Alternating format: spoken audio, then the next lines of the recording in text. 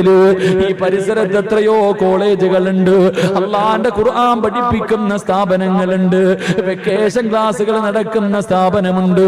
പടച്ചവനെ 10ാം ക്ലാസ് കഴിഞ്ഞ ആണിനും പെണ്ണിനും പടച്ചവരെ വഫിയ കോളേജൊക്കെ ഒരുപാട് നടക്കുന്നുണ്ടല്ലോ.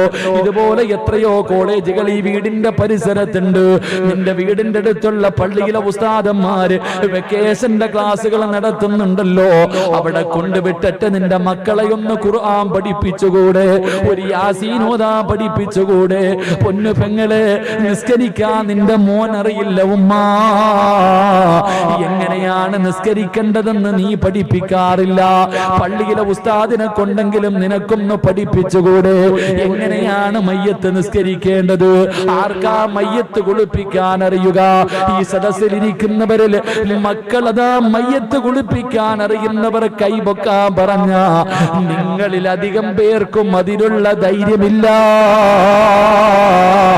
വാപ്പാ നീയേ പഠിച്ചില്ല, വാപ്പാ നീയേ പഠിച്ചില്ല. എന്തിനാ നിന്റെ മോനെയും നിന്നെ പോലെയാക്കുന്നത്?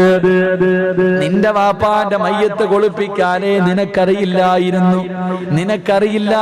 നിന്റെ വാപ്പയുടെ മയ്യത്ത് കുളിപ്പിക്കാൻ, നിന്റെ വാപ്പയുടെ മയ്യത്തിന് ഇമാമത്ത് നിൽക്കാൻ അറിയില്ലായിരുന്നു. നിന്റെ വാപ്പയ്ക്ക് ജനാസ അതാ മയ്യത്ത് കഫം പൊതിഞ്ഞപ്പോ നോക്കി നിൽക്കാനേ നിനക്ക് പറ്റിയുള്ളൂ. ഉപ്പാന്റെ എവിടെയൊക്കെയാണ് പഞ്ഞി വെക്കേണ്ടതെന്ന് നിനക്കറിയില്ലായിരുന്നു. വാപ്പാനെ ഒന്നൊരുക്കാ നിന്നെ കൊണ്ട് കഴിഞ്ഞില്ല വാപ്പാ. നീ പഠിച്ചതുമില്ല, നിനക്കറിയത്തുമില്ല. പക്ഷേ നിനക്കാ ഗതി വരരുത്, നിനക്കാ ഗതി വരരുത്. അതുകൊണ്ട് നിന്റെ മക്കളെ പഠിപ്പിക്കണം. അല്ലാഹു ഈമാൻ നൽകുമാറാകട്ടെ, അല്ലാഹു ഈമാൻ നൽകുമാറാകട്ടെ. മയ്യത്ത് കുളിപ്പിക്കാൻ അറിയുന്നവരൊക്കെ ഒന്ന് കൈവക്കിക്ക്.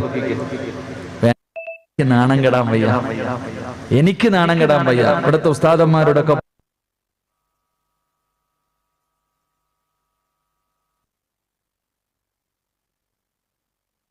ഒരുപാട് മഹാന്മാർ, ഒരുപാട് അറിവുള്ളവർ. അല്ലാഹു അവർക്കൊക്കെ ആഫിയത്തും ദീർഘായുസ്സും അല്ലാഹു ആഫിയത്തും ദീർഘായുസ്സും കൊടുക്കുമാറാകട്ടെ. ഒരുപാട് കഴിവുള്ള ഉസ്താദന്മാർ ഞങ്ങളുടെ നാടിനെക്കാരൊക്കെ ആലിമ്യങ്ങളൊക്കെ ഇങ്ങോട്ട് ഇവിടെയുള്ള ഉസ്താദന്മാരൊക്കെ ഒരുപാട് കഴിവുള്ളവരാണ്, ഒരുപാട് വഅദ് പറയാൻ കഴിവുള്ളവർ. ഒരു ഉസ്താദിന്റെ ഒക്കെ വഅദ് വെക്കുമ്പോൾ, ഉസ്താദന്മാരുടെ ഒക്കെ വഅദ് വെക്കുമ്പോൾ നല്ല കഴിവുള്ളവരാ. അല്ലാഹു അവർക്ക് ആഫിയത്തും ദീർഘായുസ്സും കൊടുത്ത് അനുഗ്രഹിക്കുമാറാകട്ടെ. എനിക്ക് മംഗലാപുരത്തുള്ള സംഘാടകരോട് പറയാനുള്ളത്, നിങ്ങളൊക്കെ വഅദ് വെക്കുന്ന സമയം അങ്ങ് തിരുവനന്തപുരം വരെയുള്ള ഉസ്താദന്മാരെയൊക്കെ കൊണ്ടുവരും. നിങ്ങൾ കൊണ്ടുവരുമ്പോൾ ഈ നാട്ടിലുള്ള ഉസ്താദന്മാർക്കൂടെ ഒരു ദിവസം എന്തായാലും വഅദ് വെക്കണം. എന്തായാലും നിങ്ങൾ വഅദ് വെക്കുന്നു. ആ വഅദ് വെക്കുന്ന സമയത്ത് ഏത് ഉസ്താദന്മാരെ കൊണ്ടുവന്നാലും നിങ്ങളുടെ നാട്ടിലുള്ള ഒരു ഉസ്താദിനെ കൂടെ വെക്കണം. അതൊരു നല്ല കാര്യമല്ല? അൽഹംദുലില്ലാഹ്, അതൊക്കെ നല്ല കാര്യം. ഒരു ഉസ്താദന്മാരുടെ വഅദ് കൂടെ വെക്കണം. അവർക്കും വളർന്നു വരാനുള്ള ഇവിടെ വേണ്ടേ, അവിടെ നിന്നുള്ളവരല്ലേ, ഇവിടെ ഉള്ളവരും വേണം. ഉസ്താദന്മാരൊക്കെ നടത്തണം. അവരും കഴിവുള്ളവരാ, അവരും ഭാവിയുള്ളവരാ. നല്ല നല്ല വിഷയങ്ങൾ കയ്യിൽ വെച്ചിട്ട് നടക്കുന്നവരാ. അവർക്കൂടെ അവസരങ്ങളൊക്കെ കൊടുക്കണം. അൽഹംദുലില്ലാഹ്, ഞാൻ വിവാദം ഉണ്ടാക്കാൻ പറഞ്ഞൊന്നുമല്ല, മനസ്സിൽ തോന്നി പറഞ്ഞു. അള്ളാഹു നല്ലത് മാത്രം ചിന്തിക്കാൻ ഭാഗ്യം തരുമാറാകട്ടെ. അതുകൊണ്ട് ഞാൻ പറഞ്ഞു വന്നത്, ഇവിടുത്തെ ഉസ്താദന്മാരൊക്കെ അൽഹംദുലില്ലാഹ് അവർക്ക് എന്താപ്പാ, അവര് നിങ്ങൾ ചെല്ലാൻ കാത്തിരിക്കല്ലേ. പഠിക്കാൻ ആരെങ്കിലും ഉണ്ടെങ്കിൽ വാപ്പാ നിനക്ക് മയ്യത്ത് കുളിപ്പിക്കേണ്ടത് എങ്ങനെയാണെന്ന് പഠിക്കണം. നീ പള്ളിയിൽ ഇമാമിന്റെ അടുത്ത് പോയി ചോദിക്കും. ഉസ്താദ് 1000 വട്ട സമ്മതമാ. ഇവിടുത്തെ അത്തീബ് ഉസ്താദല്ലേ പങ്കൾ, ഉസ്താദ് ഇത്തിരി നീളം ഇല്ലെന്നല്ലേ ഉള്ളൂ. നിങ്ങളൊന്ന് പോയി ചോദിക്കും, ഉസ്താദ് മയ്യത്ത് സ്കരിക്കാൻ, മയ്യത്ത് കുളിപ്പിക്കേണ്ടത് എങ്ങനെയാണെന്ന് നിനക്ക് പഠിക്കണോ? ഒരു നാണവും വേണ്ട. ഇൽമു പഠിക്കുന്ന വിഷയത്തിൽ എന്തിനാ ലജ്ജ കാണിക്കുന്നത്? ഓ, അപ്പൊ ഞാൻ എങ്ങനാ ആ പ്രായം കുറഞ്ഞ മനുഷ്യനോട് ഒക്കെ പോയിട്ട് മയ്യത്ത് നാണക്കേട്?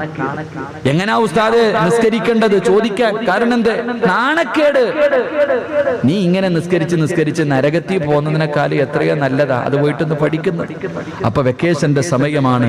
അൽഹംദുലില്ലാഹ്, ഉസ്താദന്മാരെടുക്കൽ പോയിട്ട് മയ്യത്ത് കുളിപ്പിക്കേണ്ടത് എങ്ങനെയാ മക്കളെ പഠിപ്പിക്കണം. ക്ലാസ് ഒക്കെ വെക്കണം. ഇത് വെച്ചിട്ട് അൽഹംദുലില്ലാഹ് മക്കളെ പഠിപ്പിക്കണം. അപ്പൊ നാട്ടുകാരെ വിളിക്കണ്ട നിന്നെ കുളിപ്പിക്കാൻ. ഇല്ലെങ്കിൽ നിന്റെ മക്കള് നാട്ടുകാരെ വിളിക്കേണ്ട അവസ്ഥ വരും. അല്ലാഹു കാത്തിരക്ഷിക്കുമാറാകട്ടെ. എല്ലാ മയ്യത്തിനും ഉസ്താദ് തന്നെ ഇമാമത്ത് നിന്നാ മതിയോ? പള്ളിയിലെ ഖതീബ് തന്നെ എല്ലാ മയ്യത്തിനും ഇമാമത്ത് നിന്നാ മതിയോ?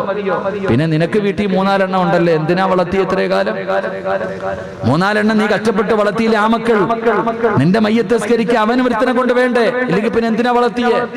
അപ്പൊ അങ്ങനെയുള്ള മക്കൾ ഉണ്ടാകണമെങ്കിൽ അൽഹംദുലില്ലാഹ് ഈ വെക്കേഷന്റെ സമയങ്ങളിലൊക്കെ ഇന്ന് കൊച്ചുകുട്ടികൾ കളി, റോഡ് സൈഡിൽ ഇരുന്ന് കച്ചവടം, മുട്ടായി കച്ചവടമൊക്കെ നടത്തുന്നത്. ഇപ്പൊ ഇനി വെക്കേഷൻ തുടങ്ങിക്കഴിഞ്ഞാൽ കുട്ടികൾ ബിസിനസ് തുടങ്ങാം. വാപ്പ അധ്വാനിക്കും.